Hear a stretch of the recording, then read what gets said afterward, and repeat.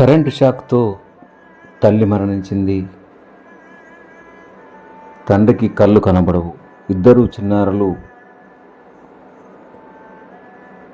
వారి యొక్క ఆలనా పాలన చూసేవారు ఎవరు లేక బిక్కుబిక్కుమంటూ దీనావస్థలో ఉన్నటువంటి ఆ కుటుంబానికి చేయుతగా సోషల్ మీడియా మిత్రులు తమ వంతు సహాయ సహకారాలు అందించినందుకు మీ అందరికీ కూడా పేరు పేరున శిరస్సు వంచి పాదాభివందనం చేస్తున్నాను.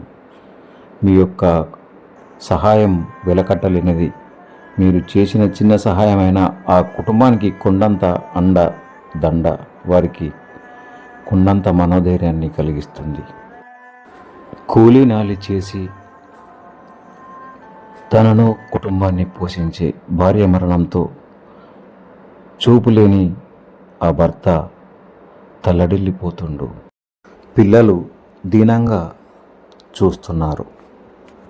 ఈరోజు రాజన్న సిరిసిల్ల జిల్లా ఇల్లంతకుంట మండలం రాచారం గ్రామానికి రావడం జరిగింది. మొన్న 15 ఆగస్టు నాడు కరెంట్ షాక్తో మరణించినటువంటి కరికవేణి లక్ష్మి గారి పిల్లలు వారి యొక్క భర్త రాజు వారి కుటుంబానికి కలవడం జరిగింది.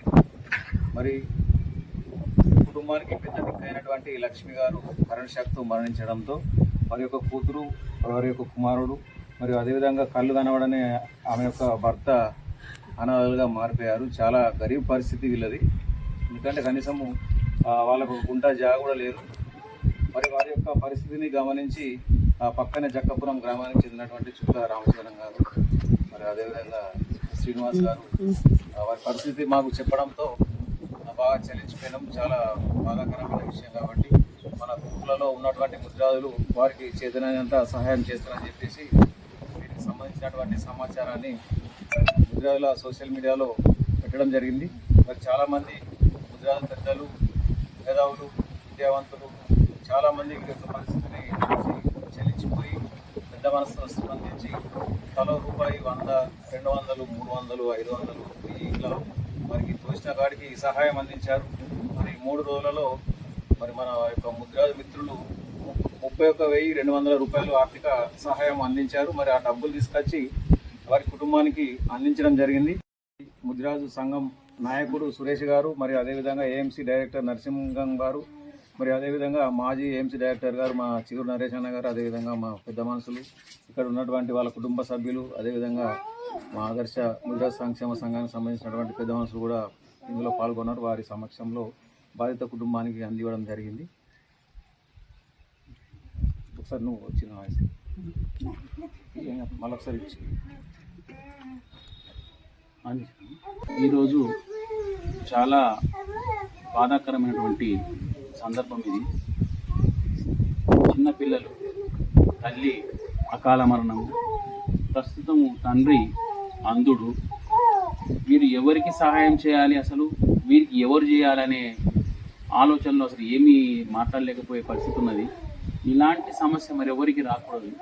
అయితే వీళ్ళ బాగోగులు కొంతవరకైనా మేము కూడా పాల్పంచుకుంటామనేటువంటి సహృదయంతో స్పందించినటువంటి దాతలందరికీ కూడా చేతులెత్తి నేను కూడా నమస్కరిస్తున్నాను. ఇలాంటి బాధ రాకూడదు. వచ్చినప్పటికీ మేము ఉన్నాం నాన్న అని చెప్పి అలా కొంత ఆర్థిక సాయాన్ని అందించినారు. ఈ విషయం కూడా అన్న ద్వారా మనకు తెలవడం జరిగింది. అన్న కూడా చాలా మందికి సేవ చేశారు. ఇలాంటి సహకారాలు చాలా అందిస్తూనే ఉన్నారు. ఆ సహకారం అందించడానికి వారు కూడా చాలా మంది తోడ్పడుతూ ఉన్నారు. ఒక కులం, ఒక మతం అని కాకుండా ప్రతి ఒక్కరు స్పందించే హృదయాలు చాలా ఉన్నాయి. అయితే వారందరి చిన్న చిన్న ఒక్కొక్క రూపాయి అయినప్పటికీ 100 రూపాయలు, 1000 అట్లా చేస్తూ ఉన్నారు. అది తక్కువ సహాయం కాదు. ఇలాంటి సహాయము వీళ్లకు అందిస్తున్నారంటే ఖచ్చితంగా ఆ దేవుడు మీ ద్వారా వీళ్ళకి ఆశీస్సులు అందిస్తాడు. అదేవిధంగా వీళ్ళు బాగుండాలని మనస్ఫూర్తిగా కోరుకుంటా ఉన్నాను. వీళ్ళని చూస్తుంటే నిజంగా చాలా బాధేస్తుంది. ఎందుకంటే తల్లి మృతి చెందడం, ఈయన అంధుడు, వీళ్ళు చిన్న పిల్లలు ఏం తెలియదు. ఇంకా అమ్మేది అని అడుగుతున్నటువంటి సందర్భం. ఇప్పుడు అమ్మ వస్తుందా అనే పరిస్థితిలో ఉన్నారు. ఇంకా ఇది ఎవరికి రాకూడదు. ఇంత కార్యక్రమంలో కూడా శంకరన్న ముందుకు వచ్చి ఈ ఆర్థిక సహాయం అందరినీ అర్థించి మళ్ళీ వీళ్లకు ఇవ్వడం అనేది అది చాలా గొప్ప విషయం. ఇలాంటి సంఘటన మరి వేరే వాళ్ళకి జరగకూడదు.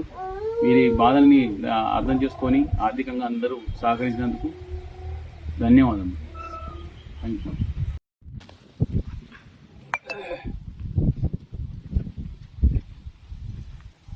మంచిగా చదువుకోవాలి, మంచిగా చదువుకునే నాకు జాబ్ వచ్చేటట్టు చేయాలి. జాబ్ ఉండాలి. ఫోటో వస్తా ఉందా? కొంచెం దూరం ఇది పట్టుకున్నా.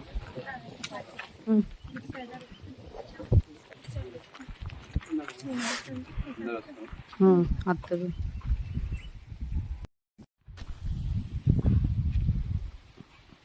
నీ పేరేంటమ్మా?